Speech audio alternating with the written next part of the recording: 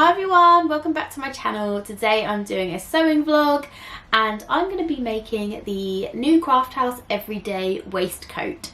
It's a pattern that I've wanted to make for quite some time now. I believe it's been out on the market for probably just over a year. It could be longer. I've lost complete track of time the past couple of years, but yeah, I think they've had patterns now for about a year. And this particular pattern I brought straight away when they launched all their patterns. I was like, oh my gosh, I want a cute little waistcoat, and this was just calling me. So yeah, I'm going to be making that in this video today, and I'm going to be talking through some of the steps. It's the first time that I'm making this, so it will be interesting to see how it comes together.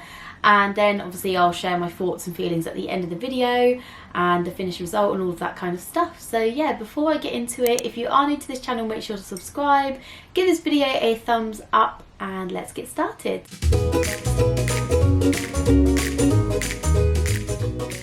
I've already cut out my pattern and the fabric is so cute. I'll show you it now. So I got this fabric at the end of last year, sort of autumn time last year, and I was originally going to make a quilted jacket with it, and it's been sat in my stash for ages and I just haven't turned it into anything. It's this really cute double-sided ready-made quilting fabric. It's like a quilting cotton, I think it's cotton, and you've got this like ditzy floral on one side and you've got a slightly chunkier floral on the other side with a like really gorgeous white backing. And it's obviously already quilted, so it comes ready-made basically to create really gorgeous garments with it. That's from Fabric Godmother, and I do believe they still have it in stock, so I will link it below for you guys if they do. And the beauty of it is it's going to make this project really easy, because with a lot of the quilted waistcoats that I've seen and the way the instructions work is that you need a outer layer and a lining layer. But because my fabric is reversible and double-sided, I basically don't need to have a lining. It does complicate things a little bit just because I'm going to be bias binding my edges, and I'm going to have to bias bind every single pattern piece before I actually sew them together.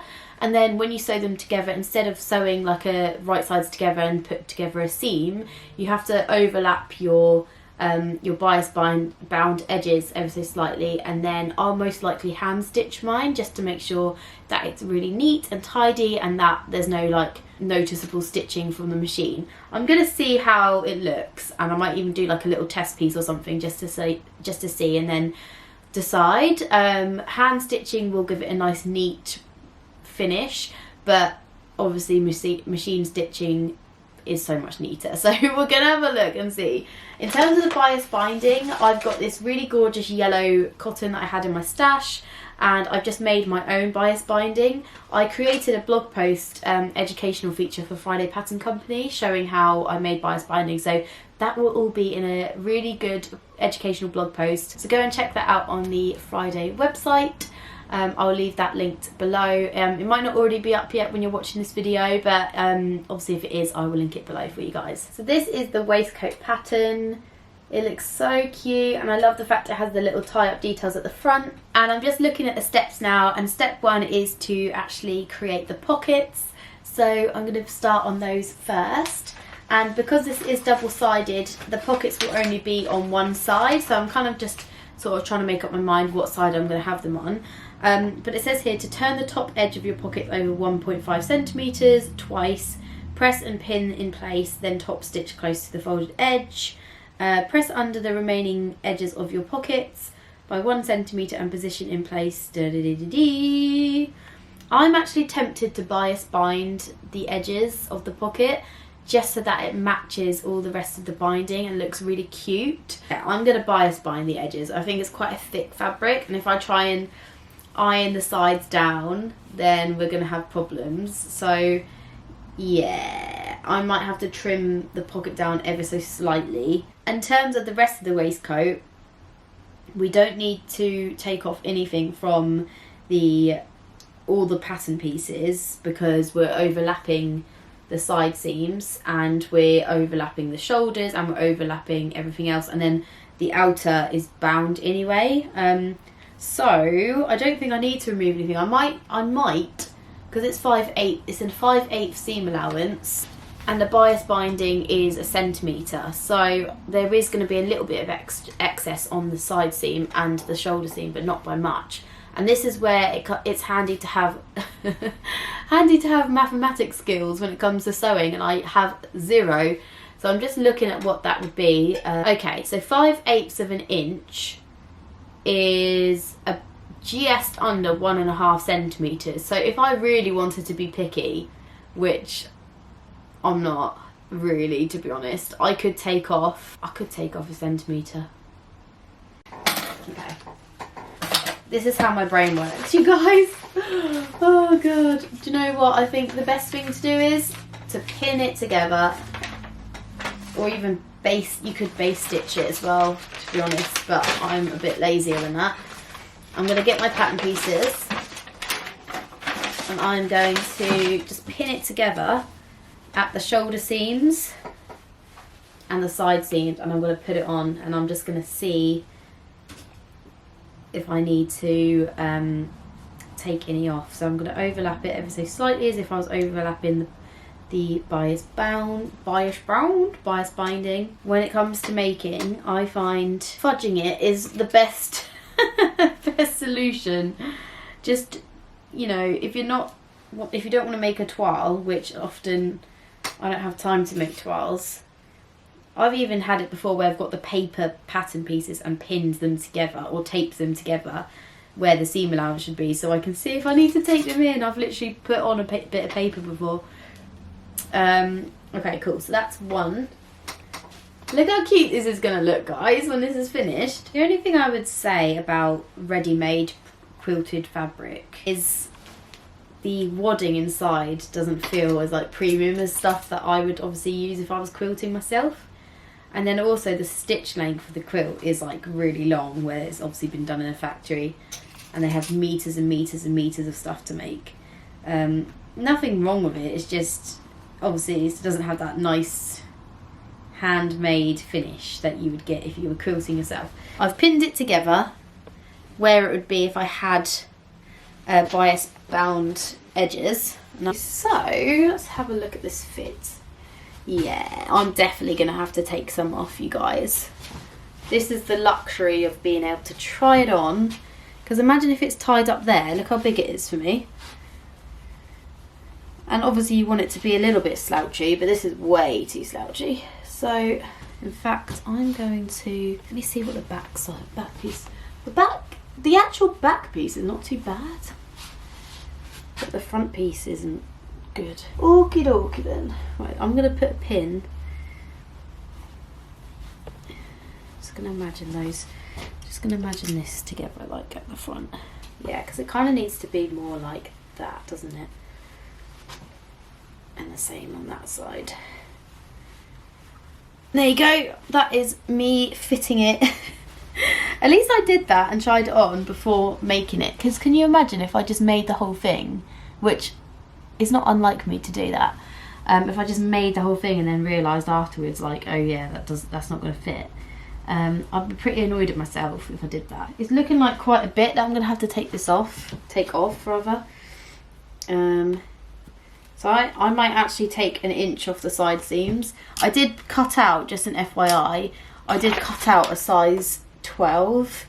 So I think I probably should have cut out a size 10.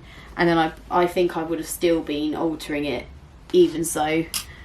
So let me just check the size in between the size 10 and the size 12, it's 1/2 inch.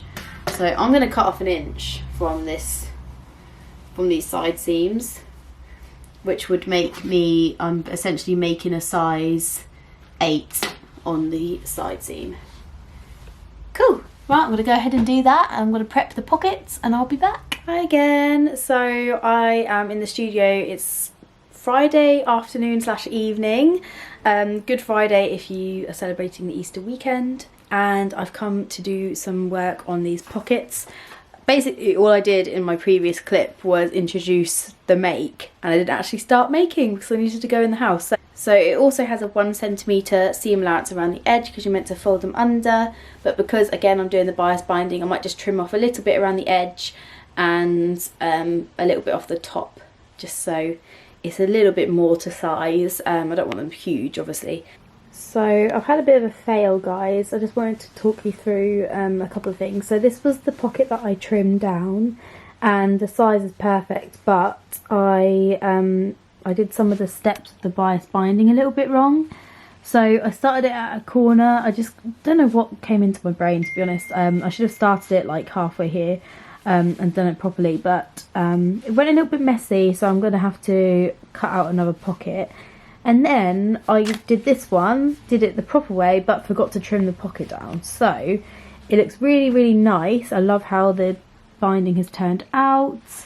Again, yeah, it just looks really, really nice the way it's turned out, but I forgot to trim it down. And if I just show you in comparison to the waistcoat, it's definitely going to be a bit too big. So I definitely would recommend, if you've got a double-sided fabric like this one, to trim your pockets down. I did it about 1 centimetre all the way around, which you can see here, and this is like the perfect size. I just didn't do the binding very well. So yeah, I need to rethink those and recut them out, which is absolutely fine. I'm glad to have done the practice, but just for future reference, you guys. Hey guys, it's been a while since I have been working on this. So I'm back in the studio, and I have no concept of what I've said in the previous clips because it has been that long since I have had time to work on this. So I just thought I would give you a little update on where I'm at, and then we can continue. So the pockets are now on the front pieces, and they've been fully bias bound all the way around. I'm basically doing this is I'm going to sew the bias binding around every single piece individually, and then they will be sewn together, overlap, so that it is reversible. The only difficulty that I have, which I really should have thought about, is if I do want to wear it this way, you've obviously got the stitch lines from the pocket on the other side. You can't really tell too much, like when you look at it like that. It's not like from far away, you can't really notice it. So now with the bias binding, I thought I would just show you a little close-up. So I've made this bias binding myself, and I had to make more because I ran out. I did a couple of pocket trials and ended up wasting quite a lot of bias binding. They were a bit of a fail, the pockets, so I had to redo them. So with the bias binding, to go around the edges, you have to do like a little diagonal stitch up like this. So you stitch up to the about 1 centimetre, and then you go up into the corner at a 45-degree angle. You then fold it over like these, like that, and then you fold it back on itself like this, and then we continue sewing from there across. So yeah, it's going alright, and hopefully I'll be able to finish this today because I've been given it some studio time. So mum life is hard right now. My little girl Willow is the best thing ever, but she's also hitting the toddler stages. Not only is she quite hard to entertain, but I feel like I'm more exhausted now than when she was a little baby. I actually found the newborn stages of having a child like not easy, obviously. Every challenge comes with its own set of like difficulties, but I find I'm more exhausted now having to entertain her than when she was a little baby. So yeah, I get very limited time for myself, and then also I find that in the evenings, because a lot of people say to me like, oh, can't you sew in the evenings? And I can, but I'm so exhausted in the evenings. All I want to do is sit on the sofa and like watch TV or do some like drawing on my iPad or something. But also I can't film in the evenings because the lighting is bad, and I don't really like using like ring lights and stuff like that for filming content. The glare makes my eyes go a bit funny, so I prefer to be in my studio in the day sewing as I can like this. So I just have to do it when I get the opportunity, basically.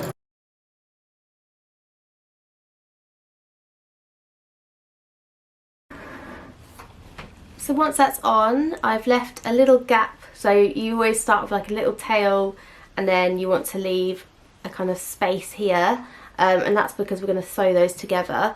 So I'm going to cut off about that much, line up those pieces of bias tape, I like to fold that back like that. Once that's folded, you want to stitch down here, and that creates a nice finish to your binding. Cut off that excess, guys, and then we iron that flat, ready to turn it over. It's going to look so cute when it's done. There's 2 more pieces to do.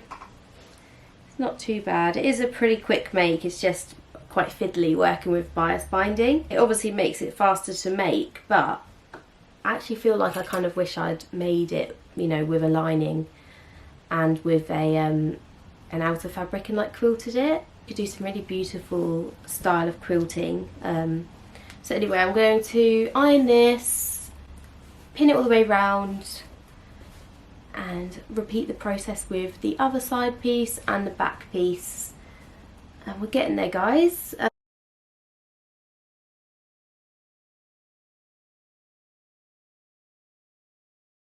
I've just sewn some of it together, and the size is literally perfect. So I just need to now do the little ties. It's actually so cute. I love it. So yeah, I just need to do the little ties, which I am going to sew in this little like yellow gingham colour. But yeah, I'm loving it so far. And then if I want to, I can also wear it like this side as well, so I can have the ditzy floral. But yeah, it's cute. Obviously you can see the pocket marks, but I don't really mind too much. And I have to hand stitch. No, I don't have to, but I'm going to stitch by hand this like edging down, just so it's nice and flat, and you won't see too many stitches. So yeah, so far so good, guys. Such an easy make to put together.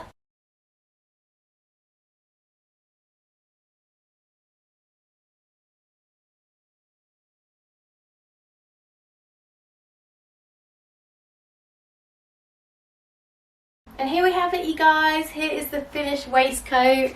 It came together so quickly once I had all the bias binding made and all that kind of stuff. And it's so cute. And actually I'm so happy because I've made it just in time for spring, and I feel like, you know, when days are a little bit chillier and you need something to pop on that's going to keep you warm without like a heavy jacket, I feel like this is a great little addition, like a little layering piece for spring. And again, I can wear it later on in the year in autumn as well, and layer it up and stuff over jumpers.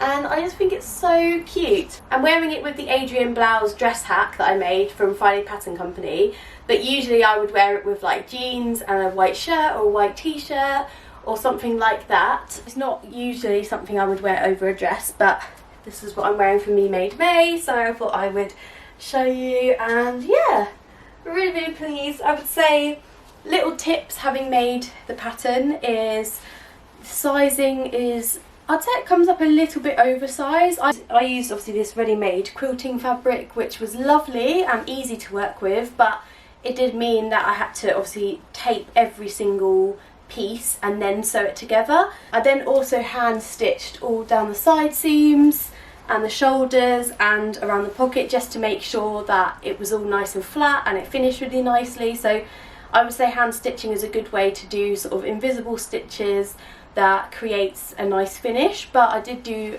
some of the side seams and things on the sewing machine as well. So yeah, really, really lovely pattern. I'll definitely be making it again, and I'm gonna try and make Willow a little matching one, so watch this space for that. And if you are new to this channel, make sure to subscribe and give this video a thumbs up.